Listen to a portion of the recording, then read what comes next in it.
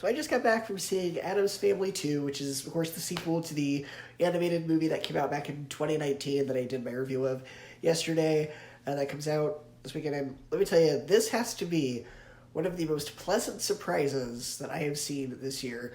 Because the trailers didn't really sell me on this movie. I thought, oh, it's just this generic family road trip movie. It's also a sequel. They're going with the road trip sequel. They're going very safe route with this, no pun intended. These never work. Goofy Movie is that exception, but you look at things like Onward or Diary of a Beacon 4 or any of these like road trip sequels, again with Goofy Movie being the exception, they never work. They always play it very safe. So I went in with my expectations of this very low. But this movie actually ended up being a lot stronger and a lot smarter than I was expecting, because the road trip aspect of the plot isn't really the focus. It's used more as a plot device more than an actual plot. The main focus of the plot is on Wednesday Addams. And the story is basically the Addams family gets told earlier in the movie that Wednesday may have been switched to birth with another child, and Wednesday finds this out, and she doesn't feel very connected to her family, so she tries to figure out if she is related to them or not. And really the main focus is about Wednesday learning to feel accepted by her family. And this movie was actually very sweet. It had a lot of heart, and most of the jokes worked.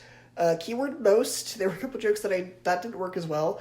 Like, there's a joke about how Wednesday doesn't hug people because she's been practicing social distancing, which that joke's not going to age well in 5 years. That, of course, is a very timely joke. And, 5 years, that joke's going to be... I mean, it was cringy now, but it's going to be even cringier in 5 years.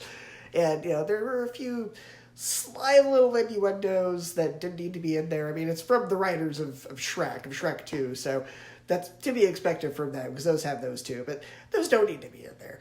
So there were a couple of those, but other than that, the jokes were good, and even the running jokes, they're spaced out enough, and they're not overdone. Like, there's this running joke about this guy who's trying to propose to his girlfriend, but every time he tries to, the Addams family is there, and something happens where it ends up screwing up his proposal, and they do this joke a couple of times, and they only do it about 3 times in the movie and then never again, and they space it out enough that it works. It's not overdone, and when it needs to go, it needs to go.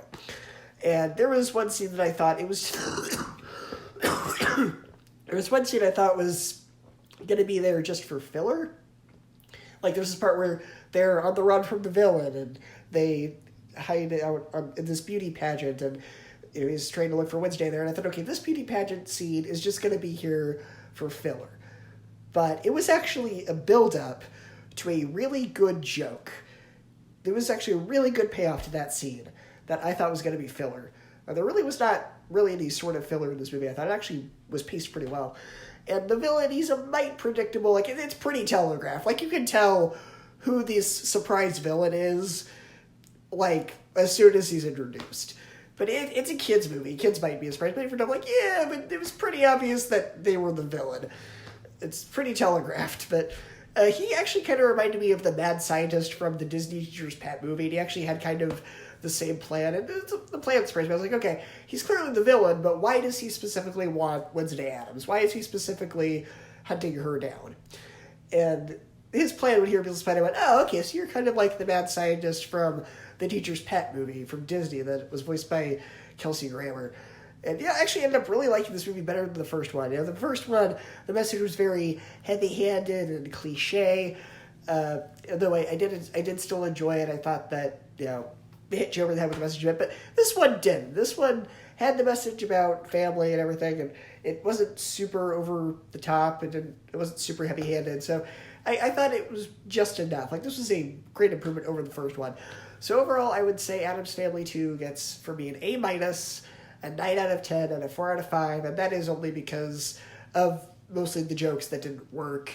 Maybe if some of the jokes had been a little bit stronger and maybe a little bit more appropriate, then obviously this would have been, an almost perfect movie. I mean, this was a 9 out of 10, and a 4 out of 5 for me.